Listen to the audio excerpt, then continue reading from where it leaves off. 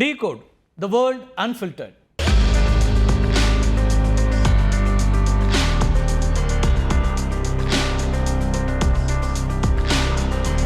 Blackout bomb.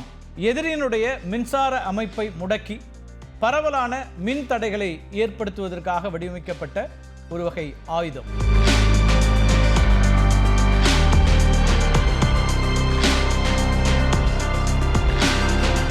இது இராணுவ மின் நிலைகளையும் மின் கட்டமைப்புகளையும் முடக்கும் வல்லமை பெற்றது அப்படிங்கிறது அதில் முக்கியமானது.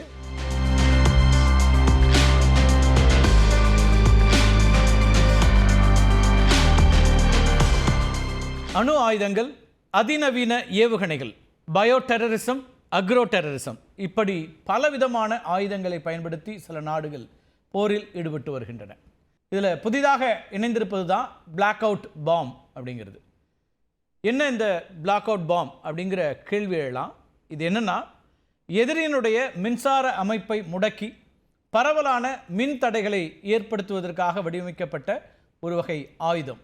நான் லீத்தல் வெப்பன், அதாவது உயிரிழப்பு அல்லாத ஒரு ஆயுதம் அப்படின்னு இதை சொல்லலாம்.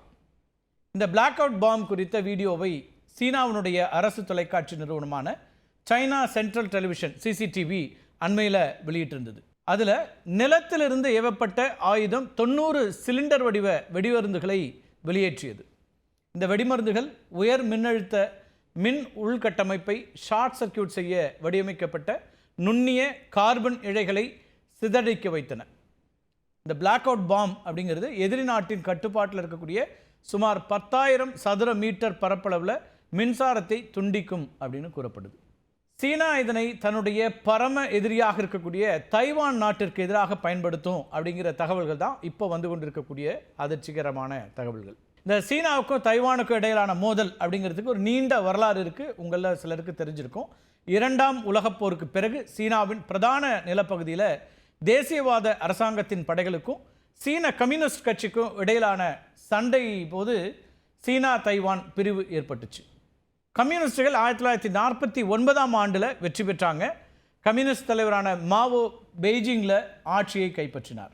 அப்போது குவோமின்டாங் அப்படின்னு அறியப்பட்ட தேசியவாத கட்சி தைவானுக்கு புலம்பெயர்ந்து அங்கிருந்து தப்பி ஓடி ஆட்சி அமைக்குதுன்னே சொல்லலாம். கிட்டத்தட்ட தற்போது தைவானில் ஜனநாயக முற்போக்கு கட்சி ஆட்சி நடத்தி வருகிறது. தைவான் சீனாவுடைய ஒரு பகுதி தான் அப்படின்னு இன்னைக்கு வரைக்கும் சீனா கிளைம் பண்ணிட்டு இருக்குது. ஆனால் தைவான் சுதந்திரம் பெற்ற தனி நாடு அப்படின்னு அங்கு ஆட்சி செய்யக்கூடியவர்கள்லாம் சொல்லிட்டு இருக்கிறாங்க. இது ஒரு நீண்ட காலமாக தொடரக்கூடிய ஒரு மோதலாக இருந்து வரதை நம்ம பார்க்குறோம். தைவானை தனி நாடாக வேட்டிக்கனும் வேறு சில சிறிய தீவு நாடுகள் மட்டுமே அங்கீகரிச்சிருக்கின்றன. ஐக்கிய நாடுகள் சபையும் கூட தைவானை தனி நாடாக இதுவரை அங்கீகரிக்கவில்லை. இது தொடர்பாக 1971ஆம் ஆண்டில் ஐநா பொதுச்சபை 2758வது தீர்மானத்தை நிறைவேற்றியது. இந்த தீர்மானம் என்ன சொல்லுது அப்படின்னா, சீன மக்கள் குடியரசு மட்டுமே ஐக்கிய நாடுகள் சபைக்கான சீனாவின் ஒரே சட்டப்பூர்வ பிரதிநிதி அப்படின்னு அறிவிக்குது. அமெரிக்காவை பொறுத்த வரைக்கும் தைவானை தனி நாடாக அதிகாரப்பூர்வமாக அங்கீகரிக்கலைனாலும் கூட அவ்வப்போது அந்த நாட்டுக்கு ஆயுத உதவிகளை செய்து வருகிறது. ஆயுதம் வைக்கிறதுனா அமெரிக்காவுக்கு வந்து நாடு பேதம்லாம் இல்லை, யார் ஆதரிக்கிறோம் எதிர்க்கிறோன்றும் கிடையாது. அந்த வகையில் இதையும் நம்ம பார்க்கலாம். அங்கீகாரம் கொடுக்கல, ஆனால் ஆயுதத்தை விற்கிறாங்க இந்த தைவானுக்கு. அது மட்டும் இல்லை, அமெரிக்க வெளியுறவு கொள்கைக்கு முக்கியமான அமெரிக்க நட்பு நாடுகள் பட்டியலான முதல் தீவு சங்கிலி அப்படின்னு சொல்லுவாங்க, அதாவது ஃபர்ஸ்ட் ஐலாண்ட் செயின் அப்படின்னு அழைக்கப்படக்கூடிய பட்டியலில் தைவானும் இருக்குது. தைவான் அருகே பிரம்மாண்ட இராணுவ பயிற்சி, ஏவுகணை சோதனைகள் அப்படின்னு சீனா அடிக்கடி அந்த நாட்டை மிரட்டி வந்துட்டுருக்கு. இந்த நிலையில தான் பிளாக் அவுட் பாம் அப்படிங்கிற அந்த வீடியோவை வெளியிட்டிருக்கிறது சீனா. இந்த பிளாக் அவுட் பாம் குறித்து அதிகமான விளக்கங்களை சீனா வெளியிடாவிட்டாலும் கூட அதன் பண்புகள் கிராஃபைட் வெடிமருந்துகளை ஒத்திருப்பதாக நிபுணர்கள் தெரிவிக்கிறாங்க. இந்த பிளாக் அவுட் பாம் 290 கிலோமீட்டர் வரையிலான தாக்கும் வரம்பை கொண்டிருப்பதாக வடிவமைக்கப்பட்டிருக்கு. 490 கிலோ வெடிபொருட்களை சிதறடிக்கக்கூடிய அளவுக்கு இந்த பிளாக் அவுட் பாம் இருக்கும். இது இராணுவ மின் நிலைகளையும் மின் கட்டமைப்புகளையும் முடக்கும் வல்லமை பெற்றது அப்படிங்கிறது அதில் முக்கியமானது. இந்த கிராஃபைட் குண்டுகள் அப்படிங்கிறது மென்மையான குண்டுகள் அப்படின்னு அழைக்கப்படுகின்றன. காரணம், இவை மனித உயிருக்கோ கட்டடங்களுக்கோ நேரடியான சேதங்களை ஏற்படுத்துறதில்லை. ஆனால் எதிரி இராணுவத்தினுடைய கட்டுப்பாடு, தகவல் தொடர்பு, கணினிகள், உளவுத்துறை கண்காணிப்பு, நெட்வொர்க்குகளை தாக்குறது அப்படின்னு பெருத்த சேதத்தை ஏற்படுத்தக்கூடியவை. இந்த வகை குண்டுகளுக்கும் முன்னோடி அமெரிக்கா தான். கிராஃபைட் குண்டுகளை 1990ஆம் ஆண்டு முதல் 91ஆம் ஆண்டு வரையிலான வளைகுடா போரில் அமெரிக்கா பயன்படுத்தியிருக்கு. அமெரிக்கா ஈராக் மீது நடத்திய ஆப்ரேஷன் டெசர்ட் ஸ்டார்மின் போது கூட BLU 114 அப்படின்னு பெயரிடப்பட்ட கிராஃபைட் குண்டுகளை பயன்படுத்தியிருக்கு. இதன் மூலமாக ஈராக்கில் 85% மின்சார கிரிட்டுகள் செயலிழந்தன. அந்த நேரத்தில் போருக்கு பிறகு ஈராக்கில் ஐக்கிய நாடுகள் சபை எடுத்த ஆய்வு ஒன்றில் கிராஃபைட் குண்டுகளால் ஈராக் தொழில்துறைக்கு முந்தைய காலத்திற்கு சென்று விட்டதாக குறிப்பிட்டுச்சு. ஒட்டுமொத்த மின்சாரமும் துண்டிக்கப்பட்டதுனால ஈராக் முழுவதும் கடுமையான தண்ணீர் தட்டுப்பாடும் ஏற்பட்டுச்சு. பாதிக்கப்பட்ட மக்கள் நிலத்தை தோண்டி தண்ணீர் தேட ஆரம்பித்தாங்க. ஆனால் இது பெரிய பலனை அப்போ கொடுக்கல. மின்சாரத்தால் இயங்கக்கூடிய கழிவுநீர் சுத்திகரிப்பு நிலையங்கள் கடுமையாக பாதிக்கப்பட்டன. சுத்திகரிக்கப்படாத கழிவுநீர் வெளியேற்றப்பட்டு மக்கள் காலரா போன்ற நோய் தாக்குதலுக்கும் உள்ளானாங்க.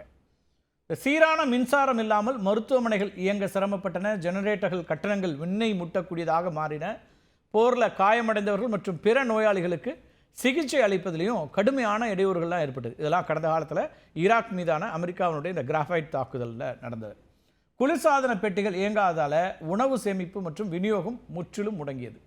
தொலைத்தொடர்பு சாதனங்கள் செயலிழந்ததுனால போரினால் பாதிக்கப்பட்ட மக்களுக்கு நிவாரண உதவிகளை கூட மேற்கொள்ள முடியாத ஒரு சூழல் ஏற்பட்டுச்சு. ஈராக் நாட்டில் இருக்கக்கூடிய கிரிட் மீதான இந்த தாக்குதல் நீண்டகால பாதிப்புகளையும் ஏற்படுத்துச்சு. சில சீரமைப்புகள் மேற்கொள்ளப்பட்டாலும் கூட போருக்கு முந்தைய நிலையை ஈராக்கால் எட்ட முடியவில்லை அப்படிங்கிறது தான் நிதர்சனம். அது மட்டும் இல்லை, ஈராக் மீது அமெரிக்கா விதித்திருந்த பொருளாதார தடைகளால் கிரிட்டை சீரமைக்கிற தேவையான பொருட்களை இறக்குமதி செய்யவும் முடியாமல் போச்சு. வளைகுடா போர் முடிஞ்ச பிறகு பல ஆண்டுகள் ஈராக் கடுமையான மின்சார பிரச்சனைகளை சந்தித்து வந்தது. இதனால் பொதுமக்கள் அதிக விலை கொடுத்து தனியார் மின் விநியோகத்தெல்லாம் நாடி செல்ல வேண்டிய ஒரு தேவை ஏற்பட்டுச்சு. இதே போல தான் 1999ஆம் ஆண்டு கொசாவா போரின் போது யுகோஸ்லேவியா மீது நாட்டோ படைகள் கிராஃபைட் குண்டுகளை வீசின. கொசாவா மோதல் என்பது 1998ஆம் ஆண்டு பிப்ரவரி 28ஆம் தேதி முதல் 1999ஆம் ஆண்டு ஜூன் 11ஆம் தேதி வரை நடந்த ஒரு போர். அல்பேனிய முஸ்லீம்கள் மற்றும் கிறிஸ்தவ சேர்பியர்களுக்கு இடையில் ஒரு மோதலாகத்தான் அந்த போர் நடந்தது. சேர்பிய காவல்துறை, அது மட்டும் இல்லாமல் யுகோஸ்லேவிய இராணுவம் கொசோவாவிலிருந்து வாழ்ந்து வந்த அல்பேனிய முஸ்லீம்களை குறிவைத்து தாக்கினாங்க. இதில் ஏராளமான அப்பாவி மக்கள் கொல்லப்பட்டாங்க. சுமார் 15 லட்சம் அல்பேனியர்கள் மற்ற நாடுகளில் தஞ்சம் புக வேண்டியிருந்துச்சு.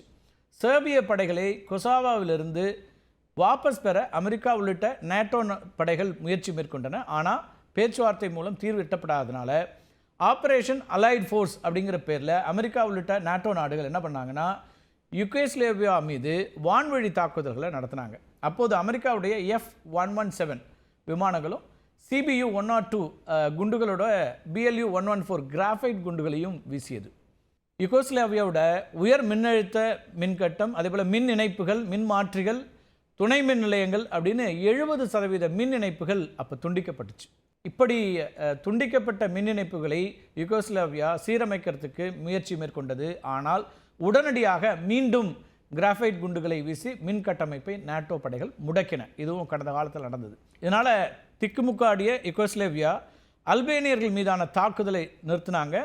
அதனைத் தொடர்ந்து 78 நாள்களுக்கு பிறகு நாட்டோ படைகள் தாக்குதலை நிறுத்தி கொண்டன. அகதிகளாக பிற நாடுகளுக்கு குடிபெயர்ந்தவர்கள் நாடு திரும்பினார்கள். அதுக்கப்புறம் கொசோவா என்ன ஆச்சுன்னா ஐக்கிய நாடுகள் சபையினுடைய தற்காலிக நிர்வாகத்தின் கீழ் கொண்டு வரப்பட்டது. இதன் விளைவாக 2008ஆம் ஆண்டு கொசோவா சுதந்திர நாடாக அறிவிக்கப்பட்டது. நவீன போரில் கட்டமைப்பு சீர்குலைவுக்கான ஒரு கருவியாக இந்த கிராஃபைட் குண்டுகள் பார்க்கப்படுகின்றன. அண்மையில் கூட வடகொரியாவினுடைய மின்சார கட்டமைப்புக்கு எதிராக பயன்படுத்தக்கூடிய கிராஃபைட் குண்டுகளை உருவாக்கும் திட்டம் இருப்பதா தென்கொரியா அறிவித்திருந்தது, உங்களுக்கு நினைவு இருக்கலாம். இப்போ சீனாவை பொறுத்த வரைக்கும் கிராஃபைட் குண்டுகள் அதன் இராணுவத்தில் இணைந்து விட்டதாக கூறியிருக்குது.